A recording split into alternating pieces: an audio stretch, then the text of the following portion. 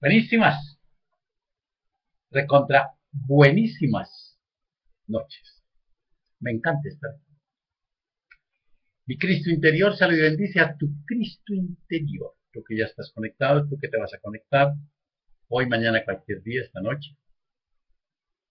También de aquellas personas que queriendo conectarse, ¿no?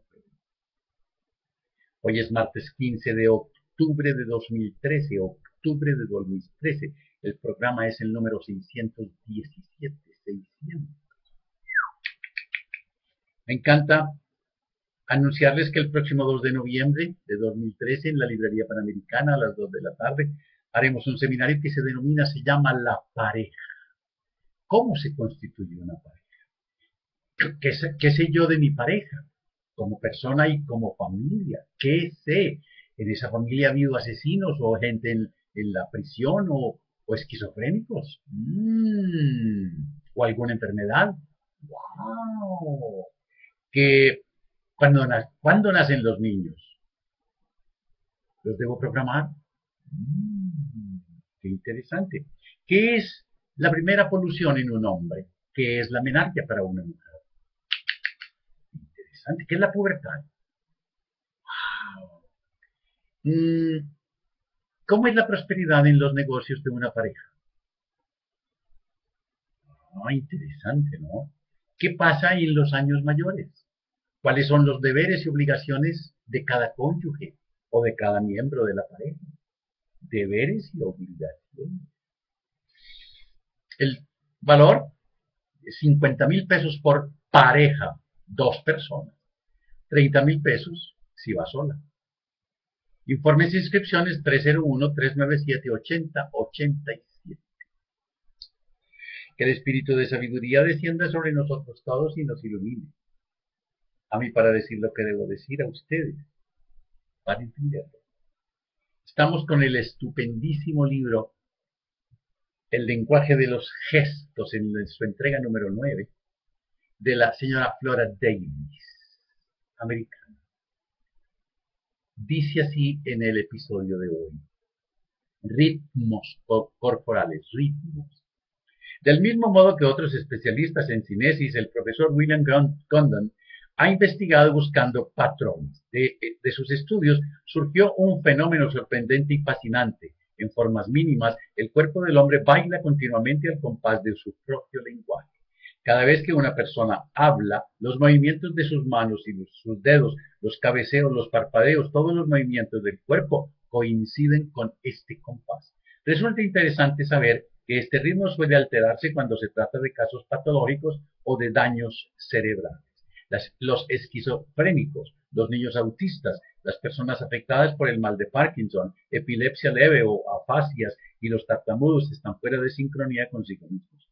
La mano izquierda puede seguir el ritmo del lenguaje mientras que la derecha está completamente desfasada.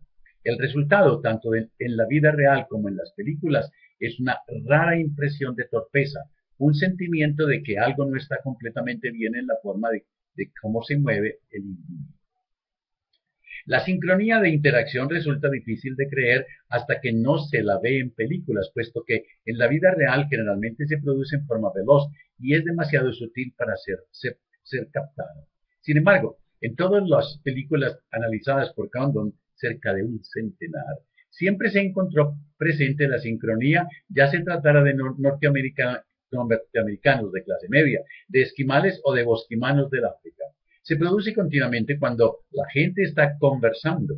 Aunque puede parecer que el que escucha está sentado perfectamente quieto, el microanálisis revela que el parpadeo o las aspiraciones de humo de la pipa o del cigarrillo están sincronizadas con las palabras de quien habla. Los ritmos de los encuentros humanos. Imagínense que lo están entrevistando para algún motivo, por un nuevo trabajo, un ascenso o lo que sea. Usted ha llegado algo nervioso, pero oh maravilla, el entrevistador ha resultado ser un oyente perfecto. Permanece allí sentado, atento, amable, brindándole toda su atención y dejándolo hablar libremente. Cada vez que usted se interrumpe para ver su reacción, él preguntará algo para indicarle a usted que quiere oír mucho más. Esto hace que usted se sienta muy bien. Pero repentinamente todo cambia. Usted hace una pausa y espera ansiosamente que el hombre le diga algo y él permanece allí imperturbable. El silencio se prolonga hasta llegar a ser incómodo. Pensando que tal vez no la entendió, usted repite la última frase. Aún así, él permanece silencioso. Entonces usted trata de iniciar otro tema de conversación. Lo hace durante un minuto y luego se vuelve a interrumpir. Nuevamente hay silencio. Temeroso de preguntar qué sucede, usted comienza a hablar ahora nerviosamente y los movimientos se eternizan mientras busca algo que decir que vuelva a despertar el interés de su interlocutor y que merezca una respuesta. Por fin usted parece haber dado en el clavo, porque cuando hace una nueva pausa, su entrevistador abre la boca para formularle una pregunta interesante y alentadora. Pero ahora usted se siente acorralado, ruborizado y poco feliz. Y antes de que pueda darse cuenta, habrá comenzado a despacharse acerca de la manera en que lo trataba su jefe anterior y todos los jefes en general. Pero ahora, cada vez que usted haga una pausa, el hombre formulará una pregunta que exprese interés y en forma gradual usted volverá a calmarse y olvidará su descontento anterior. Cuando en una entrevista tu interlocutor se quede callado, tú también quédate callado, hasta cuando él hable.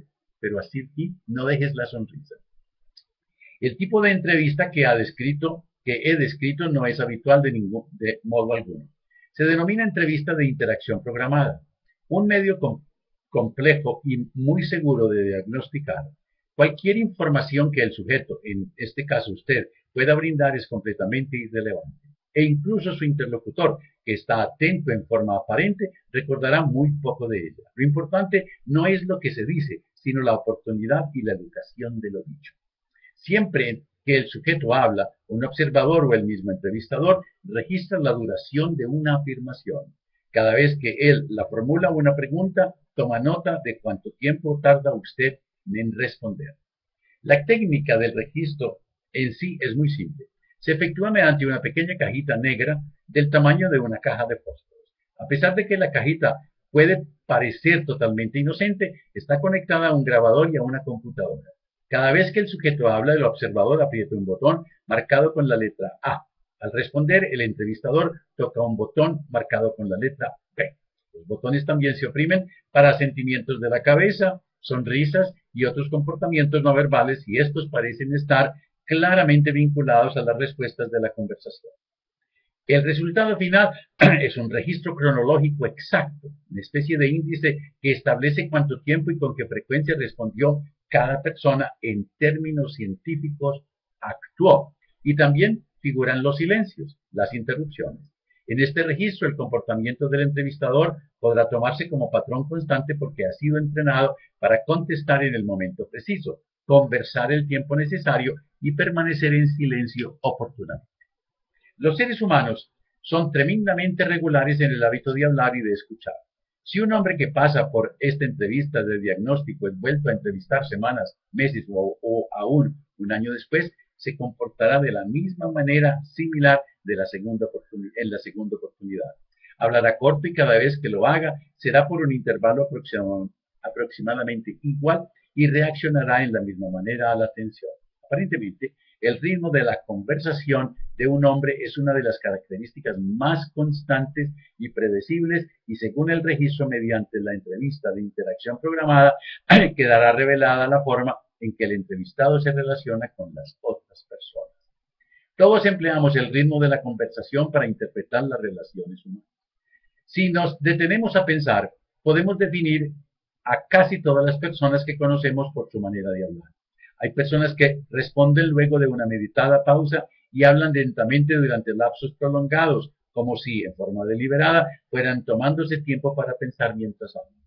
Otras tratan de concluir las ideas que alguien ha iniciado y toman luego por una tangente propia para concluir su afirmación en forma tan abrupta como comenzó.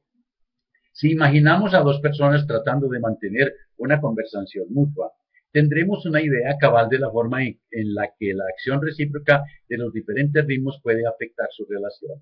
Los efectos de esta acción recíproca son a menudo mucho más sutiles y más predecibles de lo que uno podría pensar, y por supuesto, ejerce su influencia en un nivel subconsciente. Las palabras son una gran fuente de distracción para la mayoría de nosotros. Estamos demasiado preocupados por lo que dice la otra persona como para fijarnos en la forma en que actúa mientras habla. Sin embargo, si fuera posible omitir las palabras, sustituir sílabas sin sentido, el significado de los cuándo y de los por cuánto tiempo se notaría en forma clara. Los psicólogos reclutaron a 3 estudiantes, les dieron un tema de discusión y los filmaron en videotape mientras conversaban. Luego se trajeron a más de 100 jueces.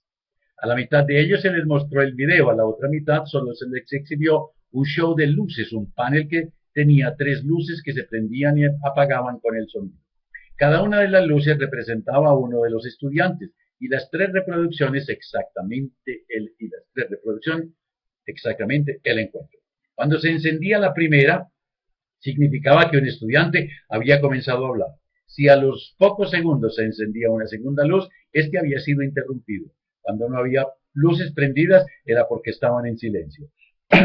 Todos los jueces, tanto los que vieron el video como los que observaron el panel de las luces, fueron invitados a llenar un cuestionario. Una de las principales preguntas fue: ¿cuál de los estudiantes es el más dominante y cuál es el más sumiso?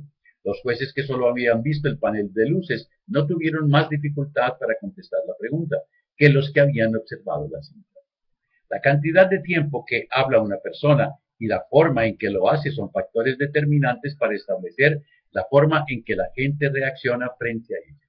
Estudios psicológicos han demostrado que en un grupo, la persona que más habla es la que tiene más estatus y en consecuencia tiene mayores posibilidades de ser elegida líder. También es cierto que los otros miembros del grupo se reservan sus sentimientos ambivalentes respecto a ella.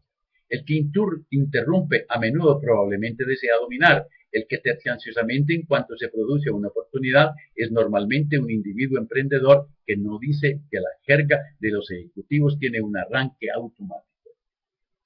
Estos conocimientos son casi obvios. Sin embargo, el ritmo de interacción de una persona nos revelará muchas otras características más sutiles de su personalidad. El antropólogo Elliot Chappell es el hombre que descubrió los ritmos de interacción e inventó no solo los métodos para medirlos, sino también una computadora para analizarlos, denominada cronógrafo de la interacción. El Dr. Chappell desarrolló el primitivo modelo de cronógrafo en los últimos años de la década de los 30 y lo empleó durante mucho tiempo para seleccionar personal para grandes tiendas y empresas. Desde 1961 ha sido director de un departamento del hospital de Rockland County que utiliza el cronógrafo para diagnosticar y tratar a adolescentes perturbados y para evaluar adultos psicópatas. Cuando visité al hospital de Rockland para enfermos mentales, que está situado en el monte de Manhattan, el Dr. Chappell me explicó parte de la biología básica que respalda su trabajo. El cuerpo humano es una intrincada madeja de ritmos que se producen constantemente a diferentes niveles de tiempo, desde los ciclos menstruales hasta el ritmo respiratorio y cardíaco, que se mide en inspiraciones y latidos por minuto, e incluso los 10 escalofríos por segundo que constituyen la acción de tiritar. La mayoría de los sistemas internos del cuerpo humano están regidos por ritmos cíclicos de un día de duración que llegan a un punto máximo cada 24 horas. Para cada individuo hay un momento del día en que su temperatura es más baja y el latido de su corazón más lento. La glucemia, la actividad glandular, el metabolismo, la división celular, la sensibilidad hacia las drogas y muchas otras cosas varían de acuerdo a ciclos predecibles dentro de las 24 horas. Algunas personas trabajan mejor por la mañana, mientras otras están más avispadas durante la noche porque el sistema de sus cuerpos alcanza su punto máximo de diferencia a cierta hora. No resulta sorprendente que periodos de actividad o de inactividad sean paralelos a otros ritmos del organismo y de igual manera sigan un ciclo de un día de duración. Los ritmos biológicos existen en cada uno de nuestros escalones de la evolución, desde la ameba hasta el hombre, así como por las plantas. Varía entre cada especie y dentro de cada una de ellas, pero para un mismo individuo son muy regulares y características. Más aún, si se aísla una sola célula del cuerpo, se podrán detectar en ella los ritmos cíclicos diarios de la persona a que pertenece, lo que constituye una evidencia de que los factores biológicos que diferencian a una persona de otra comienzan a nivel celular. También es cierto que los individuos no mantienen relaciones aisladas con otras personas aisladas, sino que viven en medio de todo un sistema de relaciones humanas, de tal manera que el desequilibrio rítmico en un punto puede compensarse con el equilibrio rítmico en otro. De esta manera, el hombre que tiene una mujer charlatana podrá tener una buena relación si él es taciturno o si tiene suficiente cantidad de amigos que le permitan expresar sus sentimientos. Si pierde a algunos de estos amigos, puede comenzar a encontrar su matrimonio inaguantable. Originalmente, los patrones de interacción del Dr. Chappell fueron registrados en situaciones naturales. Se observó conversaciones entre parejas casadas, entre amigos o entre desconocidos.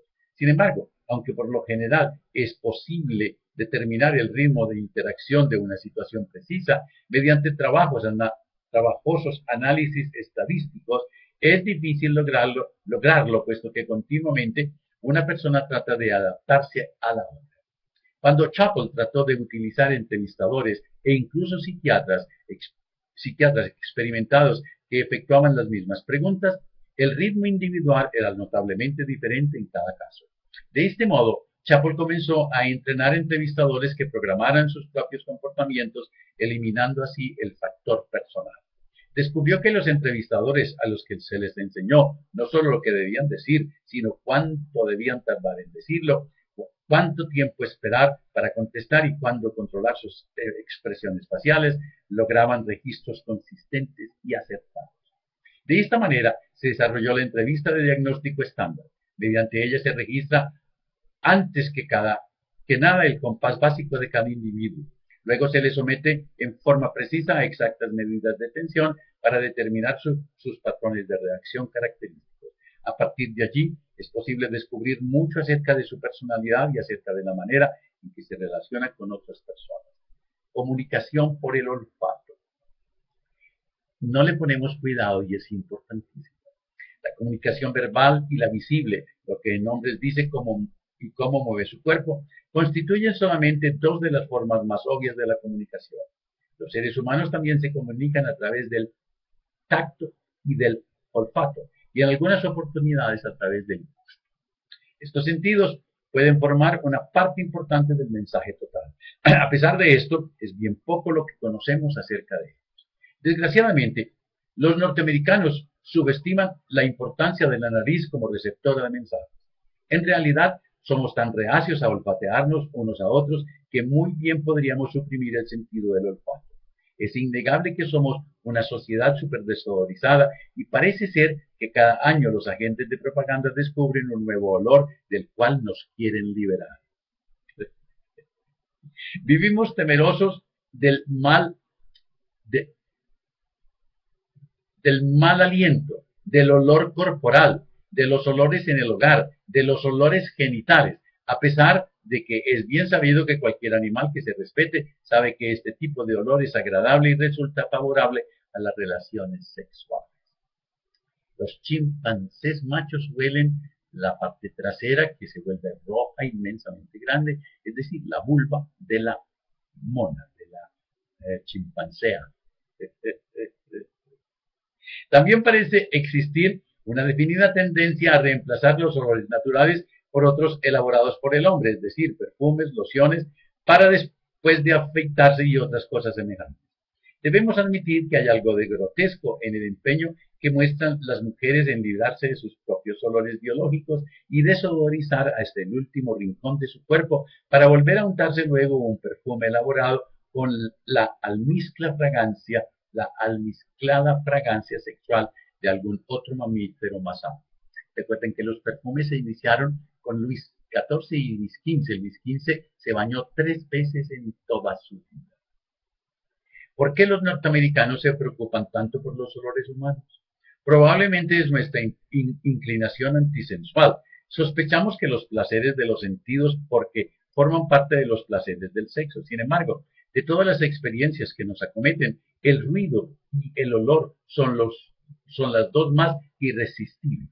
Un individuo puede cerrar los ojos, puede negarse a tocar o a comer, pero tiene serios problemas para tratar de evitar los ruidos producidos por terceros o para tratar de cerrar su nariz a los olores. Margaret Mead ha sugerido que la famosa mezcla étnica en los Estados Unidos puede ser culpable en parte de la fobia contra los olores que tienen los norteamericanos. En este país, grupos de personas que comen diferentes alimentos, viven de diferente manera y hasta tienen diferente olor, habitan en inmediata proximidad y frecuentemente sin mucha ventilación.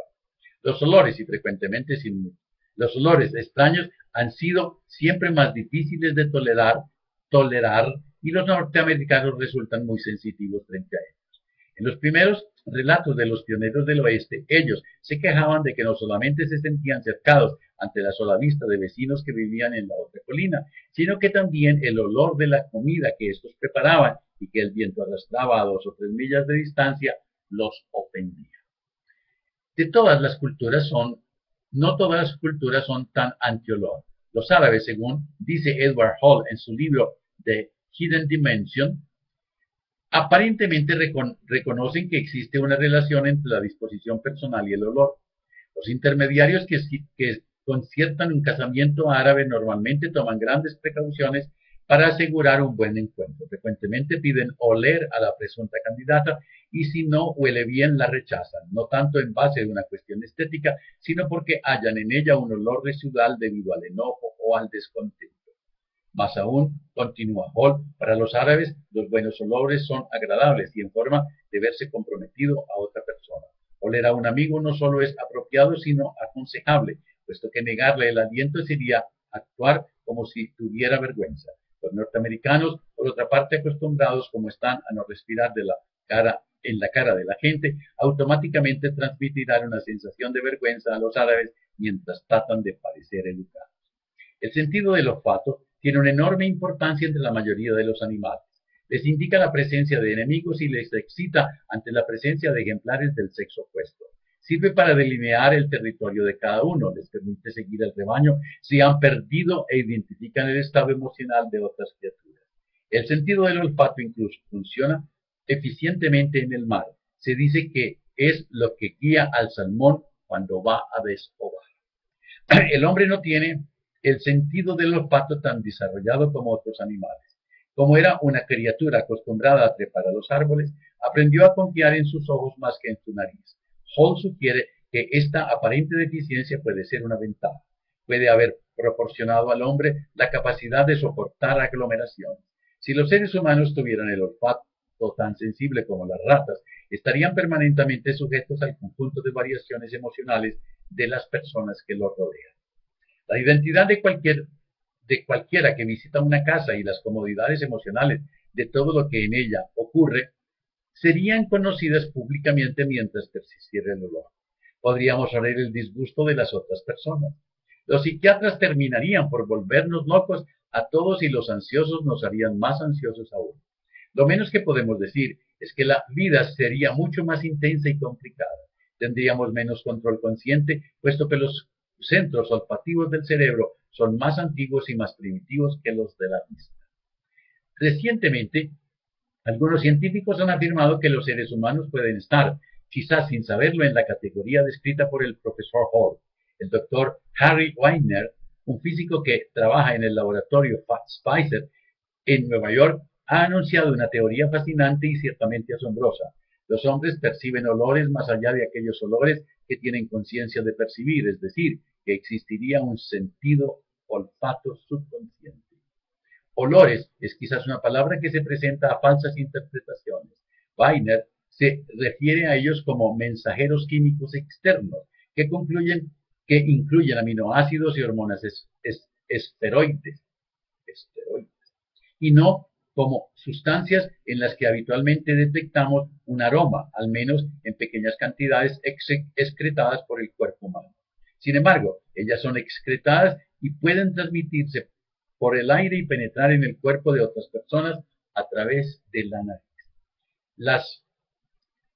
Los mensajeros químicos externos, llamados feromonas, son muy importantes en los animales. La palabra feromona se comenzó a utilizar hace aproximadamente 10 años para describir los olores que emanan de los insectos para atraerse sexualmente.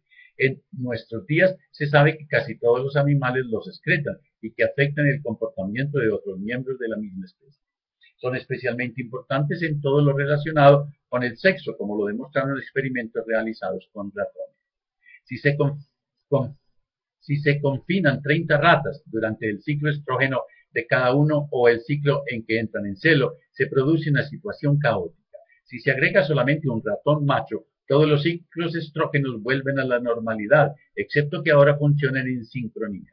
Si se pone a una hembra preñada tan solo durante un cuarto de hora diario a la compañía de un macho que no sea el que la preñó, cesará el embarazo. La preñez también puede ser detenida si se coloca a la hembra en una jaula vacía que ha sido ocupada anteriormente por un macho, lo que prueba que el aroma de este excreta es crucial. Otra prueba adicional consiste en destruir el lóbulo olfativo del cerebro de una hembra, lo que la inmuniza a este tipo de bloqueo de embarazo. Se ha sugerido que, por lo menos entre los animales, las secreciones externas de un individuo pueden actuar directamente sobre la química del organismo de otro, probablemente en las glándulas endocrinas. Esto puede explicar que cuando los animales están apiñados se comportan de manera extraña y terminan por morir. Un bombardeo de las glándulas endocrinas, especialmente la glándula suprarrenal, puede causar una tensión extrema y llegar a actuar a favor de la supervivencia de la especie como un recurso para controlar la población. Por supuesto, es peligroso generalizar entre hombres y animales, pero los científicos han sido sorprendidos por un hecho bastante llamativo descubierto por la doctora Martha McClintock de la Universidad de Harvard al estudiar los ciclos menstruales de las estudiantes que residían en el campus. Descubrió que los ciclos de las que eran muy amigas estaban sincronizados como entre las ratas, y de ninguna manera se trataba solo de un poder de sugestión o de hábitos de vida similar, sino que la proximidad física parecería ser la clave de ello. En otras palabras, se producía la misma clase de transmisión química que había sido observada entre los ratones. Parece suficientemente claro que el hombre emite muestras de química externa, mensajes, perdón, pero generalmente se da por sentado que solamente los perros y otros animales de olfato agudo pueden reconocerlos. La mayoría de la gente sabe que los perros son capaces de detectar el temor, el odio o la amistad del hombre y que también pueden seguir el rastro de una persona si se les proporciona el olor de esta mediante una prenda que le pertenezca, lo que indica que cada ser humano posee una especie de firma olfativa.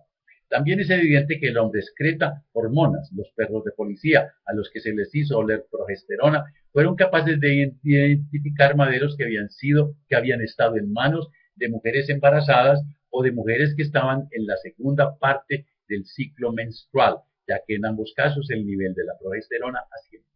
Los mosquitos también reaccionan ante los olores humanos. Se ha comprobado que se sienten más atraídos por unas personas que por otras. Cualquier mujer será más atractiva para el mosquito cuando está entre los días 13 y 18 de su ciclo menstrual, ya que su nivel de estrógeno es más elevado. La mayoría de los hombres emiten olores que atraen sexualmente y es casi seguro que dicho fenómeno se produce también entre los hombres. Sin embargo, entre los animales actúan como desencadenantes, despertando casi automáticamente el deseo sexual, mientras que entre los seres humanos la reacción biológica puede ser cubierta por otra aprendida. Para algunas personas el olor del caucho es sexy porque lo asocian a los preservativos.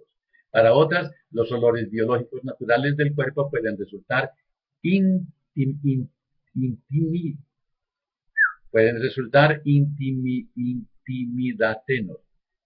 intimidatorios e incluso amenazadores. No vi esta palabra. Pueden resultar intimidatorios e incluso amenazadores. Hay olores masculinos que despiertan la atracción en algunas mujeres y viceversa. Y hay hombres que detectan ciertos olores no por otros percibidos. Haciendo el amor, muchos hombres reaccionan y pueden reaccionar con cierta brusquedad. Otros simplemente actúan desprevenidos. Muchas veces, mejor dicho, yo digo, esta es teoría mía, que lo que une finalmente a una pareja son sus errores. Lo último que hace que el hombre se decida por una mujer o la mujer por un hombre es su olor íntimo. Cuando te abrazas, cuando te quieres, cuando te amas, la vida te abraza, la vida te quiere, la vida te ama. Mañana miércoles, el lenguaje de los gestos, en su entrega número 10. Próximo 2 de noviembre, seminario, librería panamericana, la pareja. ¿Cómo debe ser la pareja en los años adultos? En los años maduros. ¿Qué pasa con la vida sexual después de los 40, 50? ¿Qué pasa? Si quieren inscribirse, 301-397-8087. Recuerden que el valor es de 50,000 pesos por pareja o 30,000 pesos por persona. Que la prosperidad, la armonía, la salud, la sabiduría y el amor sean con ustedes y sus familias, conmigo y mi familia. Esta noche hagan el balance. Busquen tener motivos de alegría. Hoy tuve uno. Yo mismo lo fabriqué. Y si tienen algo que les incomoda, perdonen, agradezcan, amen, olviden. Perdónense, ámense, agradezcanse. Olviden. Y no se les olvide reír por nada del mundo. Hasta mañana. Los quiero mucho.